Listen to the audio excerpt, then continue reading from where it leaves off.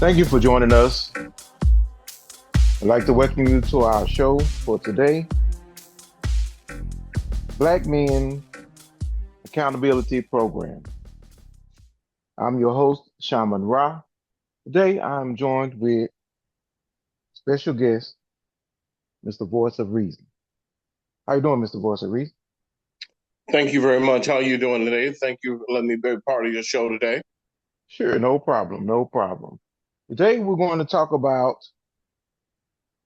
a number of things that we consider to be important and should be included into the Black Man's Accountability Program. First of all, we'll talk about what should our first accountability point include? What should our first accountability point include? Mr. Voice of Reasoning, do you want to go ahead and start off with that on what you think it should include? Yes, I'll go right ahead. Okay. What we need to do as Black men is accountability needs to be number one, our attitude,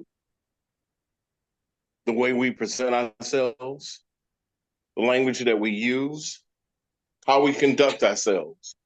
It's important that as men, we get back into that role of being true leaders, not followers, but leaders. And we can only do that by the way we conduct ourselves.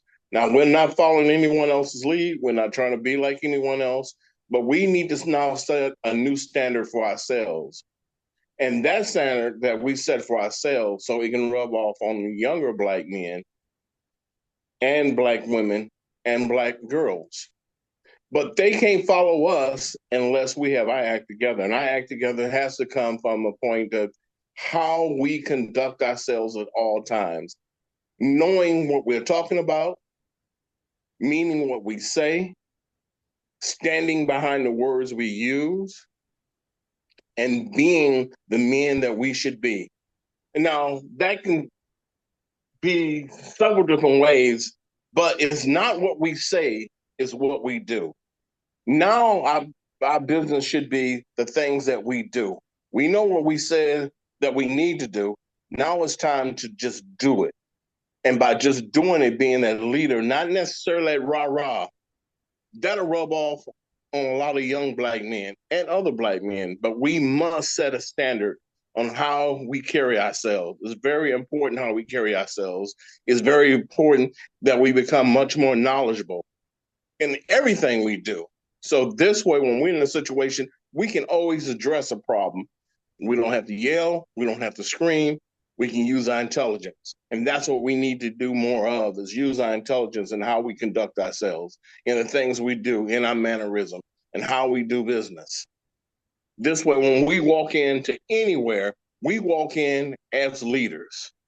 We're not walking in to follow them. We're not walking in to try to prove a point, to look the best, but we will walk in as leaders. And that's what should be our focus of attention, leaders. But that leadership comes from the way we conduct ourselves in the things we do. Okay. There was a lot of things that you touched on. So the first thing you said was attitude. Would Yes. you like to dive into that? Attitude basically means what we need. Our attitude should be our mannerism, the words we use, being clear, know what we're talking about, not saying stuff that we don't know, not being loud and brass. That doesn't mean you don't stand your ground. And that doesn't mean physical confrontation. That means being able to articulate yourself in anything you do, to be able to express yourself. Because expression of what you're saying goes a long way, but you must know what you're talking about, and we must continue to educate ourselves. The only way we grow is continue education. Now, that doesn't necessarily mean sitting in the classroom, but that does mean picking up a book. That does means being aware of what's going on in the world as we know it today, being able to verbalize what we see, being able to verbalize what we know. And it's just simple It's just simply just conducting ourselves and knowing what we're talking about, how we talk about it, and the way we talk about it. And I'll turn that back over to you, sir. Okay. Um, you know, what you expressed, I strongly agree with as well. Attitude is very important, and I think that the biggest thing is to me is our attitude towards each other. We have been taught to be negative to each other, to see each other as less than, um, and so that particular type of attitude is one that we have to counter because that's a learned behavior.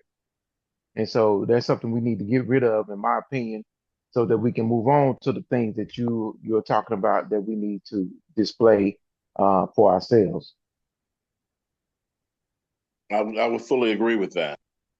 And that Okay. means that also not being jealous of each other. The one thing I've always seen over the years is one man gets something and another black man has a tendency to be jealous. You should never be jealous of a black man that's doing something positive for itself. You may be in a situation that maybe you're not able to do the same thing they done at that time, but your time will come. But you want to be positive because we have enough negativity that's going against us. Every time we walk out our door, it's we have negativity towards us. But the one Hmm. thing we should always do is salute each other. And that's the thing I don't see that we do, salute each other. So when you see someone, whatever it could be buy a house, buy a car, clothes, whatever it may be, and you're not trying to be materialistic, but we need to be happy for the next black man who's able to achieve that because we know what we have to go through in order to do that, to buy those items and what we have to do to take care of our families. So we need to stop being jealous of each other. I strongly agree. I strongly agree. One of the other things that you said is we need to get our act together and set a new standard for ourselves. Yes, and then getting our act together is basically the way we are a parent. Now I know sometimes we can't always go get a haircut at a time, a shave, and okay, that's one thing. But we need to make that part of our cleanliness is how we look. Are we cut your hair, shave? If you're gonna have a beard, keep your beard trim. If you're gonna have a mustache, keep your mustache trim. If you're gonna wear clothes, make sure your clothes fit. Make sure that your clothes match. Understand how to dress when you do dress, what goes together and what doesn't. Understand your age group also dictates when you're trying to wear something that may not fit your particular age grouping. So, as a 60-year-old man, I can't wear the things I wore when I was 19. It just doesn't work. I can still be young at heart, but I have to dress mature in mind. And that's the one thing we want to keep. Make sure that your dress fits your age group. Okay. So when you saying, well, okay, we'll come back to that at another time. Um, so another thing you touched on, I think this goes along with language, which is standing behind our words, mean what we say, be Mm-hmm. aware of how we talk. Yes. What I simply mean by that is not what we say, it's what we do. It's the words we use at that time. Yes, it's situations that will upset us. It's things that we would disagree with. But that's understand. Fighting with words is a way to be technical about it. It used to be that old phrase, cussing without cussing, but we don't need to cuss. But what we do need to do is say what we mean and mean what we say. If you feel that you're wrong, express why you're wrong. Be able to explain why you've been wrong and be able to articulate that in a fashion that's clear and precise. And we must do that more. And that's something we have a tendency not to do. We have a tendency, and we're all guilty of that at one time or another. I know I have been in my past that we blow up and we say things that we probably shouldn't say, or we just get so mad, and then we lose our train of thought. Because remember, as you get angry, the words that you should have used, or the thoughts you should have had, I'm sorry, gets thrown out the window because you let your tongue do the talking instead of letting your mind bring your words to your tongue. And that's the thing we need to understand. So in essence, we need to work on controlling our temper. Exactly. Okay. And let's see. We'll go over this last point and then we'll take a short break. Say, be our own leaders for us. Yes. To be our own leaders mean a lot of times they give us self-appointed leaders that we didn't vote on. But if enough of us take the role in how we carry ourselves, how we dress, the words we use, we all become a leader. And as we all become a leader, that means there's going to be young men who will look up to us, who will follow us, who want to be like us. It doesn't matter who the head is. We don't need the head. We need to be able to lead the body. And that's the one thing we've been bad at, leading the body, because we've been too much consumed with who's going to be the head. If everybody's on the stage, who's in the audience? So don't worry about who's the head. Worry about leading the body, because the body will follow the head. But the head is not as important as we have a tendency to think. That we don't need that. We all need to be leaders. Okay. We'll take a short break and we'll come back to those points, or we'll address those points again, and we'll go on to something else. Again, you're listening to BMAP. I'm your host, Shaman Ra, my special guest, the voice of reason. We'll be back.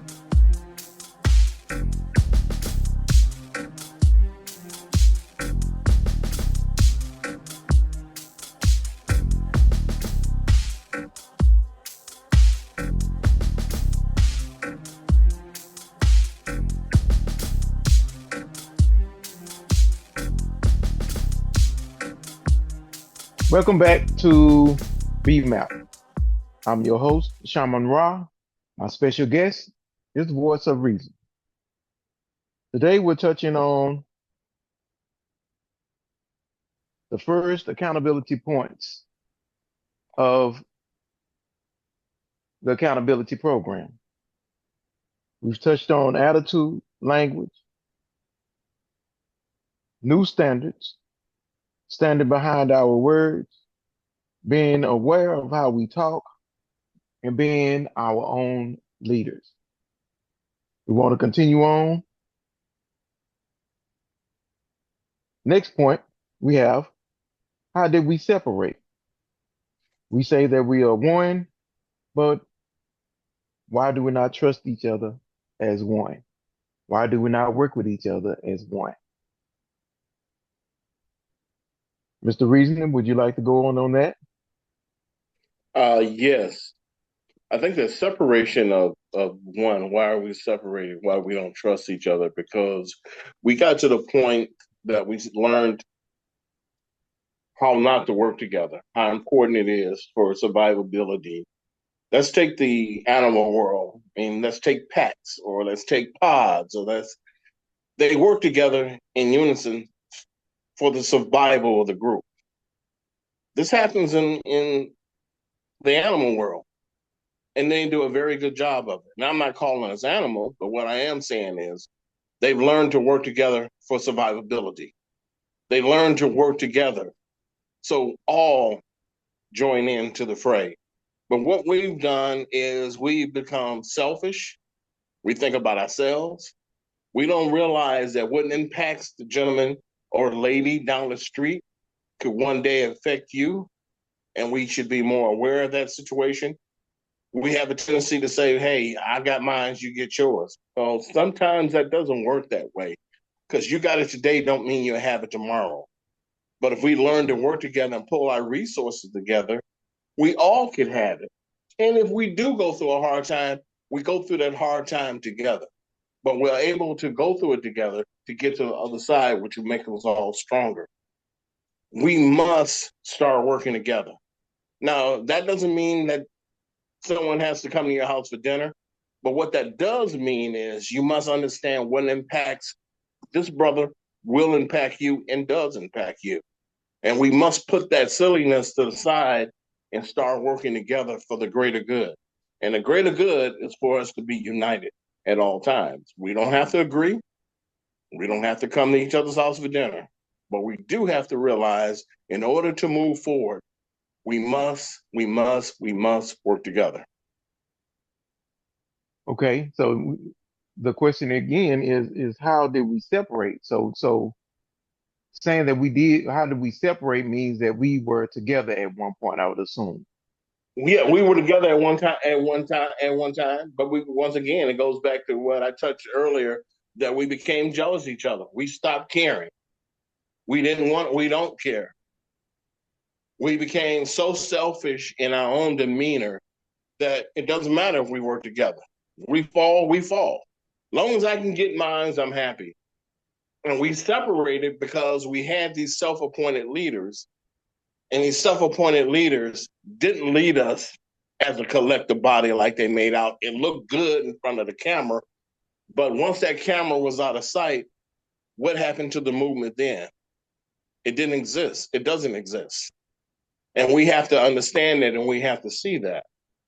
And by not having that work in place after the cameras are gone, causes us to fall apart. We're good at saying rah, rah, rah, but we bad at giving each other a helping hand to get up from the situation we're in. So we just chosen not to work together. And we're selfish for doing that because we have to realize we are one. But in order to be one, we must be together. Well, you mentioned that we chose to do that. I would think that we were taught to not work together as one. But we never should have been in a place that we were full not to. Because who taught us not to work together? We have to understand who's our ally and who's our enemy. But we let that separate us. We let that blind us. Wait a minute. If you live in a neighborhood, how can somebody else come in your neighborhood and tell you what you should do? You know what makes your neighborhood work. That's where we should have been smart in what we were doing, that we wasn't listening to anyone else. We should have listened to ourselves. We have a track record that it worked before, but we allow somebody to come in our neighborhood and say now it doesn't work. And it was that easy. We were that weak and behind conversation that we allowed that to destroy us. That makes no sense. So Now, go ahead, go sir. ahead. Go What I ahead. was going to say that that is something that I definitely hope that we can return back to at some point in time is what you just said about we did work together at one some point in time. We worked together in our neighborhood, but then we allowed someone to separate us from working together. We allowed somebody to tell us something about our neighbors, which then made us not work with our neighbors. Correct. Okay. So that, I mean, if you want to continue on with that, that's fine. But again, I do want to get to, I guess that would be a part of how did we separate. Well, go But the ahead. point I like to want you to piggyback on that. on which part? On the part we were just on how do we become separated? Um, I have a tendency to believe that we separated when we began to listen to, again, others. Some people would say the oppressors when when they began to separate us by light skin, dark skin, young, old, male, female. And by all of these many different distinctions, they separated us. And so Mm-hmm. we began to believe these separations ourselves. And so at, at some point, we began to internalize this separation. And we always, at some point, believed we were individuals. And I think that some of that come about when as we have a tendency to buy into the pull yourself up by your bootstraps. You know, you're in America and where everybody can make it. But we have a tendency to believe that where everybody can make it means that I can make it by myself. I can make it alone. And uh and that's our group of people that seems to internalize that, whereas other groups don't internalize that the same way. I believe they internalize that as meaning the group working together, everybody can become something. Okay. And I think when we also, if I can touch bases slightly on that, I think also what we forgot, how were we brought over here? We were brought over here through separation. That should have screamed loudly in itself that we were separated. And because the way we were brought here, we were separated. Shouldn't have been allowed to happen in our own minds. And to touch back on the point that you said, well, you're in America, you know, strap up your boot, put on your hard hat. Well, remember, we were brought over here to help build America. We laced America's boot up. We tighten up America's hard hat. We put cotton on their back. We made their pasture grain. The Chinese built their railroads. So if anybody has buckled up their boot and put on their hard hat, it's because of what we did in order for them to be able to buckle up their boot. We buckled their boot up. We put the hard hat on. We did the work they were unable to do and capable of doing and refused to do.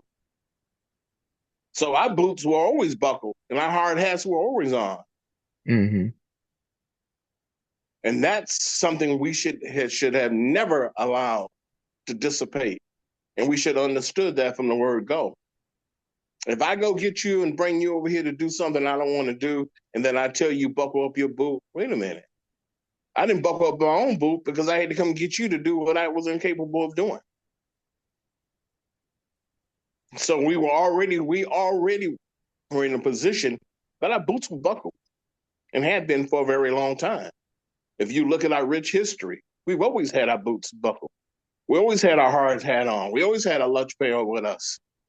How do we forget that? Why all of a sudden that didn't exist with us? And once again, we fell by the wayside of what someone tells us what we need to do. You brought me here to do for you. I was over there already doing for myself. So how do you get the right, and what gives you the right to tell me about buckling up my boots and putting on my hard hat and going to work? I've always been on my job. Mm-hmm. I think a key point that I would like to address before we go ahead and get ready to end this show is that from listening to you, that it keeps coming back to we are listening to others. Yes. Okay, and there seems to be a recurring theme. We are listening to others. So in essence, we need to talk to each other so that we can listen to each other. Correct. It But at seems some that things we maybe, need. Go ahead. I'm sorry to interrupt you. no, go ahead. Some things we ought to be able to see because it's right in front of us. And we have, for whatever reason, we don't see it. The greatest joke that the devil played on the world was to say he didn't exist when he was always in front of us. How has that changed for us at all? It's right in front of us. We should be able to see it. We've just refused to see it. We've turned away from it. It wasn't Hmm. forced on us. They didn't put a gun to our back. They didn't say you better do it. But we did it. Why? Because we stopped caring. We stopped believing. Because we wanted to be like everyone else instead of being ourselves. Mm. Okay. I think that'll be a great point to start off for our next show. That Mr. sounds good. Voice, I thank you Yes, for sir. coming on to the show. And I'm very hopeful that you'll be able to join us next time so that we can continue this conversation. Thank you so much for having me be a part of your show. I am looking forward to being a part of your next show. Thank you so much. Okay. I really enjoyed this platform that we covered tonight. Well, thank you, sir. Next time around, though, we will have other guests, or we have listeners to be able to call in as well, if that's okay with you. Yes, that'd be perfect. The more the merrier, because like I said, we need more to be able to go forward. So that would be fantastic. Again, thank you all for listening. Thank you for joining us. You're listening to BMAP, Black Men's Accountability Program. I'm your host, Shaman Ra. Today we were joined by a great guest, Mr. Voice of Reason. Please continue to listen to us. Join us next time.